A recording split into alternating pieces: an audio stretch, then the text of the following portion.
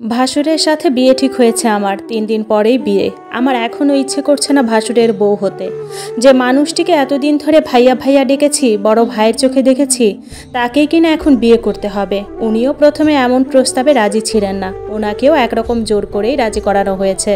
বাবা মা নেই আমার, নানা বাড়িতে বড় হয়েছি, দুঃখে দুঃখেই কেটেছে সারা জীবন। একটু সুখের আলো চেয়েছিলাম জীবনে, কিন্তু সে আলো জ্বলার আগেই নিভে গেল। ১.৫ বছর আগে বিয়ে হয়েছে আমার। মানুষটা খুব পছন্দ করে বিয়ে করেছে আমায়, প্রেম করে নয়, পারিবারিকভাবে দেখতে গিয়েই পছন্দ করেছে আমায়। আমার শ্বশুর শাশুড়িও আমাকে পছন্দ করেছিল ভীষণ। অনেকটা হুট করেই বিয়ে হয়ে যায় আমাদের। বিয়ের পর থেকে স্বামী অনেক ভালোবাসতো, যেন আমি চোখের আড়াল হলেও কষ্ট পেত। কিন্তু কে জানতো এমন দুর্ভাগ্য লেখা আছে কপালে। হঠাৎ হার্ট অ্যাটাক করে আমার স্বামী মারা যায়। বুঝিনি হার্ট অ্যাটাক করেছে, দুপুরে খেয়ে ঘুমিয়েছিল। সেদিন অনেক মেহমান এসেছিল বাসায়, আমরা সবাই রাতের রান্নায় ব্যস্ত। বিকেলের চা নিয়ে এসে ঘুম থেকে ডাকলাম, কিন্তু আর জেগে ওঠেনি, চলে গেছে চিরতরে। ও মারা গেছে ৩ মাস হলো। আমার নাম তিন্নি। বাবা মা মারা গেছেন ছোটবেলায়, দুজনেই চাকরি করতেন। অফিস থেকে ফেরার পথে এক অ্যাক্সিডেন্ট হলো। সেই অ্যাক্সিডেন্টে একসাথে দুজন চলে যান পরপারে। তখন আমার বয়স ২.৫ বছর। তারপরে ঠাঁই হয় নানা বাড়িতে। বাবা মায়ের চাকরি বেশি দিনের ছিল না, একরকম নতুন চাকরি। সামান্য কিছু টাকা পেয়েছিলাম পেনশন এবং এককালীন টাকা হিসেবে। সে টাকার বিনিময়ে নানা বাড়িতে মামারা আমায় রেখেছে, তবে কখনো কেউ ভালো ব্যবহার করেনি। আশ্রিতার মতো বড় হয়েছি। একটা সময় কিভাবে যেন আমার পেনশন বন্ধ হয়ে যায়। কি যেন কাগজপত্র নবায়ন করতে হবে, আরও যেন কি এমনটাই বুঝিয়েছে মামা আমায়। নিজে কৌশলে সব টাকা খেয়ে ফেলেছিলেন কিনা সেটাও জানি না, কারণ বাবা মায়ের মৃত্যুর পরে আমার বয়স কম থাকায় মামা অভিভাবকত্ব গ্রহণ করেছিলেন। এককালীন এবং পেনশনের টাকাও মামার দায়িত্বেই ছিল। তিনি কিভাবে কি করেছেন জানি না, শুধু বলেছে পেনশন বন্ধ হয়ে গেছে। সেই পেনশনটা বন্ধ হয়ে যাবার পরে চরম অবহেলার শিকার হই নানা বাড়িতে। যখন অনার্স সেকেন্ড ইয়ারে পড়ি তখনই বিয়ের প্রস্তাবটা আসে। মামা মামি তো আগে থেকেই বিয়ে দিতে উদ্গ্রীব ছিলেন। পাত্রপক্ষ আমাকে পছন্দ করলে বিয়ে দিয়ে দেয় তাড়াহুড়ো করে, যেন মাথা থেকে বোঝা নামিয়েছে। শেষ পর্যন্ত স্বামীটাও আমাকে রেখে চলে গেল। আমি এখন অনার্স 4th ইয়ারে পড়ি। ভেবেছিলাম অনার্স কমপ্লিট করে চাকরিতে জয়েন করব। কিন্তু শ্বশুর শাশুড়ি আমাকে কিছুতেই ছাড়তে চাচ্ছেন না, ভীষণ পছন্দ করেন আমায়। মামা বাড়িতেও থাকার মতো অবস্থা নেই। স্বামীর মৃত্যুর পরেও শ্বশুর বাড়িতেই থাকতে হচ্ছে। এখন তো বিয়ে ঠিক করেছে নিঃসন্তান ভাসুরের সাথে। আমি ভাবছি রীতা ভাবির কথা। আমার কত ভালো সম্পর্ক ছিল ওনার সাথে। তার স্বামীর সাথে বিয়ে হলে ওনাকেই মুখ দেখাবো কিভাবে? যদিও ভাবে শারীরিক সমস্যা ছিল, সন্তান হতো না। আরও অনেক অন্যায় করে বছরখানেক ধরে দূরে আছেন ভাসুরের কাছ থেকে। এখন তো সেই নিঃসন্তান ভাসুরের সাথে আমার বিয়ে দেওয়া হচ্ছে। রীতা ভাবি ভাবতে পারেন আমার স্বামীর মৃত্যুর পরেই ৩ মাস ভাসুরের সাথে আমার সম্পর্ক হয়েছে, কারণ ভাসুরও আমায় বিয়ে করতে রাজি হয়েছে। যদিও প্রথমে রাজি ছিলেন না, এখন তো রাজি হয়েছে। আর আমাকেও জোর করে রাজি করানো হয়েছে। শ্বশুর শাশুড়ি ননদরাই রাজি করিয়েছে আমায়। তবুও কেমন যেন লাগছে। ইচ্ছে করছে পালিয়ে যাই। কোথায় যাব, কি করব, কিছুই বুঝতে পারছি না। আমি কিছু কাপড় চোপড় গুছিয়ে রেখেছি, সুযোগ পেলেই পালিয়ে যাব। যদিও সবাইকে বলেছি বিয়েতে আমি রাজি, সন্দেহের ঊর্ধ্বে রাখতে এটা বলেছি। সিদ্ধান্ত নিলাম পালিয়েই যাব। আবার শ্বশুরবাড়ির এই মানুষগুলোর জন্যও খারাপ লাগে। ওরা অনেক ভালোবেসেছে আমায়, একদম নিজেদের মেয়ের মতো।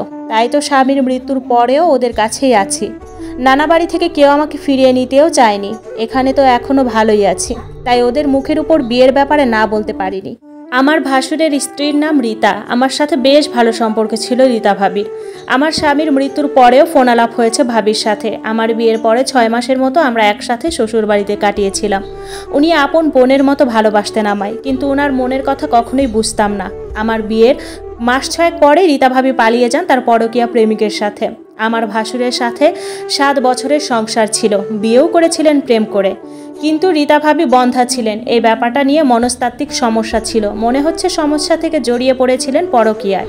কেউ কিছু বুঝে ওঠার আগেই পালিয়ে গিয়েছেন কলেজ লাইফের সেই প্রেমিকের সাথে।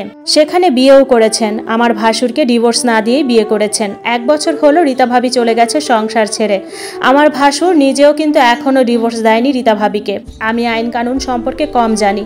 শাশুড়ি আমায় বলল অন্য পুরুষকে বিয়ে করলে এমনিতেই ডিভোর্স হয়ে যায়। আমার ছেলের সাথে রীতার এখন আর ধর্মীয়ভাবে কোনো সম্পর্ক নেই। তোমার কোনো ভয়ও নেই। রীতা ফিরে এলেও আমার ছেলে আর গ্রহণ করবে না।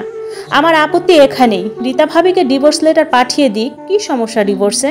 আমার ভাসুর যদিও আর কখনো কথা বলেনি রীতা ভাবির সাথে, তবুও মনে হয় ভাবি ফিরে আসতে পারেন, যেহেতু ডিভোর্স হয়নি। কিন্তু অন্য জায়গায় তো বিয়ে করে ফেলেছেন ভাবি। তারপরও আমার মনে হয় ডিভোর্স না হলে আমি যেন অন্যের স্বামীকে কেড়ে নিচ্ছি। যদিও ভাসুরের সাথে এ ব্যাপার নিয়ে আমার আলাপ হয়নি, আলাপ হয়েছে শাশুড়ির সাথে। উনি বারবার বোঝাচ্ছেন ডিভোর্স হয়ে গেছে ধর্মীয় রীতি অনুযায়ী। আমি মনে করি রীতা ভাবির নতুন বিয়েটাই হয়নি, উনি এখনও আমার ভাসুরেরই স্ত্রী। কারণ এক স্বামীকে ডিভোর্স না দিয়ে নতুন বিয়ে করলে সে বিয়েই হয় না। এসব ভেবেই সব গুছিয়ে নিয়েছি। এখন সকাল 6:30টার মতো বাজে। ফজরের নামাজ পড়ে শ্বশুর শাশুড়ি আবার ঘুমিয়ে পড়েছেন। ভাসুর হয়তো তার রুমেই আছেন। ননদরা এখনও আসেনি বিয়ে উপলক্ষে, বাকি মেহমানও আসবে আজ বিকেল থেকে। এখন বাড়ি একটু ফাঁকা, আমাকে এখনই পালাতে হবে। আমি গোছানো ব্যাগটা নিয়ে বেরিয়ে গেলাম শ্বশুরবাড়ির পেছন দিয়ে। ছোট একটি গেট আছে, গেট খুলে বের হয়েছি। এটা বাড়ির পেছনের রাস্তা। গেটের সামনে আমাকে অপেক্ষমান দেখে একটা সিএনজি এগিয়ে এসেছে। এই সময়টায় সাধারণত রাস্তা নীরব থাকে, সিএনজিরও চলাচল কম থাকে, কিন্তু আজ মনে হয় পেয়ে গেলাম। ভেতরে সম্ভবত একজন যাত্রী আছেন। সিএনজিটা এসে থামলো আমার সামনে। ভেতরের লোকটিকে দেখে আমি ফ্রিজ হয়ে গেলাম। আমার ভাসুরি এসেছেন সিএনজি করে, যার সাথে আমার বিয়ে ঠিক হয়েছে। উনি নেমে গেছেন সিএনজি থেকে। এখন কি করব বুঝতে পারছি না। সিএনজিতে উঠে বসবো নাকি ঘরের দিকে ফিরে আসব, মাথা কাজ করছে না। ভাসুর কখনো আগ বাড়িয়ে তেমন কথা বলেননি আমার সাথে। সিএনজির ভাড়া মিটিয়ে দিলেন তিনি। আমি এখনও নীরব দাঁড়িয়ে আছি। উনি হাত নেড়ে সিএনজিটাকে চলে যেতে বললেন। সিএনজি চলতে শুরু করলো। আমি দাঁড়িয়ে আছি রাস্তার পাশেই। ভাসুর গম্ভীর কণ্ঠে বললেন, পালিয়ে যাচ্ছিলে নাকি? আমি জবাব দিলাম না। উনি বরাবরই গম্ভীর ভঙ্গিতে আবার আমার পানে চেয়ে প্রশ্ন করলেন, তোমারও কি কেউ আছে নাকি? যদি গোপন কোনো প্রেমিক থাকে তবে পালিয়ে যাও, আমি বাধা দেব না। আর যদি কেউ না থাকে তাহলে আমার হাত ধরো, তোমার হাত আমি কখনো ছাড়ব না। ভাসুরের কথাগুলো শুনে বুকের ভেতর কেমন যেন লাগলো। মনে হলো উনি অনেক কষ্ট থেকে এভাবে বলেছেন। আমি আর পা বাড়াতে পারিনি। বাড়ির গেটের দিকেই ঢুকে যাচ্ছিলাম। ভাসুরও বুঝতে পারলেন আমি ফিরে যাব না। তিনি আমার হাত থেকে ব্যাগটা নিলেন। ধীর কণ্ঠে বললেন, মায়ের কাছে গতকালই শুনেছি তুমি রীতার ডিভোর্স চাও। তুমি যা চাও সেটাই হবে। ধর্মীয় মতে রীতা অলরেডি ডিভোর্সড হয়ে গেছে। তারপরেও আমি ডিভোর্স লেটার পাঠিয়ে দিব। ওকে ডিভোর্স দিয়েই তোমাকে বিয়ে করব। আমি চুপটি করে রইলাম। উনি আমার চেয়ে বয়সে বেশ বড়, মিনিমাম 10 বছরের মতো হবে। তারপরেও কেন যেন বিশ্বাস এলো ওনার উপরে, যে বিশ্বাসটা এতদিন শাশুড়ির কথাই খুঁজে পায়নি। শাশুড়ি বারবার ওই ডিভোর্সের ব্যাপারটি এড়িয়ে যেতে চেয়েছেন, অথচ উনি কত সহজেই রাজি হয়ে গেলেন।